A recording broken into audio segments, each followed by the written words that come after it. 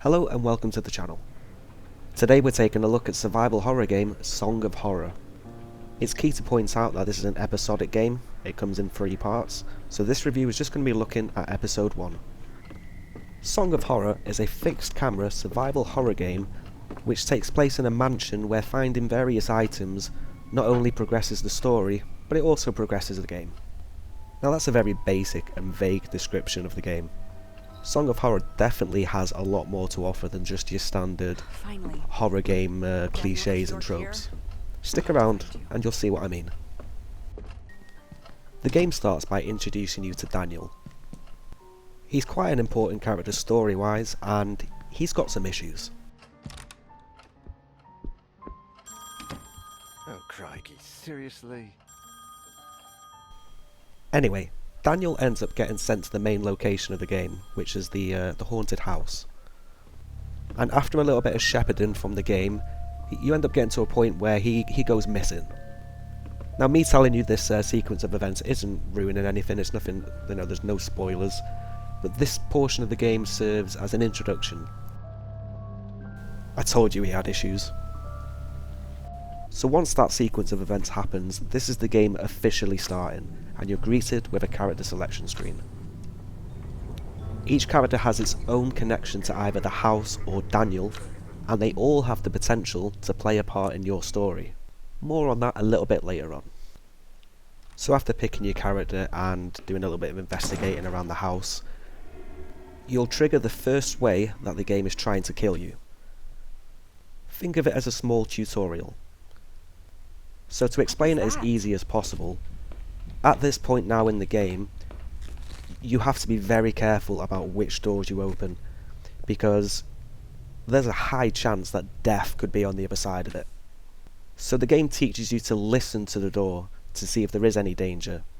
You do this by walking up to a door, and it will either give you the option to open it, or you'll see another command prompt. For me it's pushing Y on an Xbox One controller, and you have to press and hold it. Listening to the other side of the door, it will either be silence, or you'll hear some pretty messed up stuff.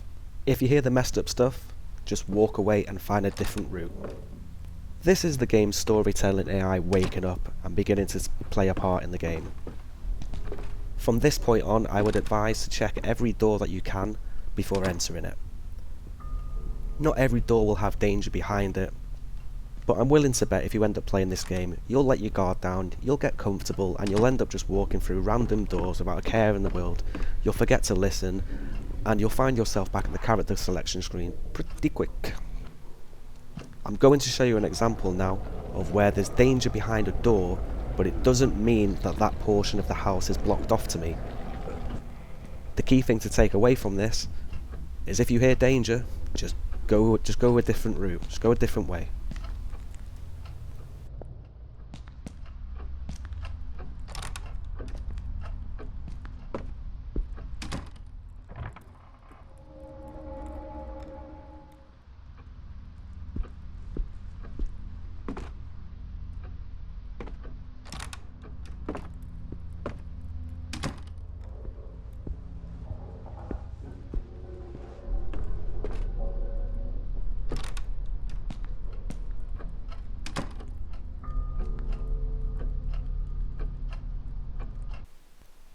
A short while after the door mechanic, you'll be introduced to the second way that the game wants to kill you.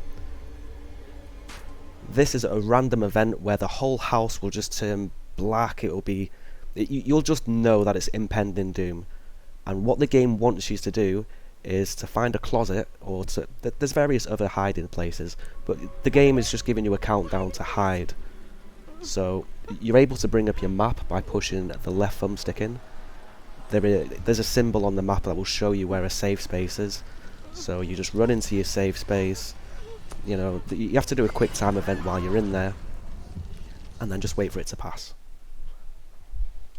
And the third and final way that the game is trying to kill you is you'll be randomly walking through the house, and you'll notice that the door looks like it's about to burst open. What you have to do here is you have to run up to the door, interact with it, and then you have to do a quick time event to basically shut it. Now all these events, from listening to the door to the walls looking like it's impending doom, and the second door mechanic where you have to rush up to it and close it, these are things that can happen at any moment in the game. Apart from the times that you trigger them to get introduced to the tutorial, you're not safe. They can happen at any moment. An easy way to explain it would be, if you've played Alien Isolation, you'll know that that alien has an AI which, it doesn't give it a determined route. It reacts to what you're doing in-game and then it adjusts it accordingly. It's nowhere near on the same level, but that's what we're dealing with here. We're dealing with something that gives you a unique experience every time you play it. And that gets a thumbs up from me. Now, in the event that you die, don't panic. You're still going to be able to do the same progression. You're still going to have the items on your character when you died. All you have to do is, with your new character, go to the location where your other character got wrecked, and there'll be a briefcase on the floor. You pick that up and you got all your items back. So what are my overall thoughts on the game? Well, if I was to give it a score out of 10, I'd give it a respectable 6. Everything in the game is pretty standard. It's definitely worth playing, it's definitely worth picking up. But I think a 6 is a very fair reflection on the game as a whole. I never found myself scared, or there was no real high sort of anxiety points that I found in the game. Other people might react differently to certain parts of it, and you know, fear is subjective, I suppose. Someone else may play this game and it may be the most terrifying thing they've ever seen. Whereas, maybe it's just because I've played a lot of horror games. It's one of my favourite genres. Maybe I'm just desensitised and I've pretty much seen it all. So my recommendation to pick this up is based more on its actual story. And the puzzles are quite challenging as well. I found myself getting stuck on a fuse puzzle, and there was a save combination that just did my head in. I'll give you a small tip going into this game. Pay attention to the small details. You're going to owe me a big fat favor. Whatever you want. Write this down. 4 Abbott Thomas Road. That's going to be the end of the video. If you end up picking up this game and you enjoy it, or even if you don't enjoy it, let me know in the comment section. And if you enjoyed the video as a whole, make sure to hit that like button.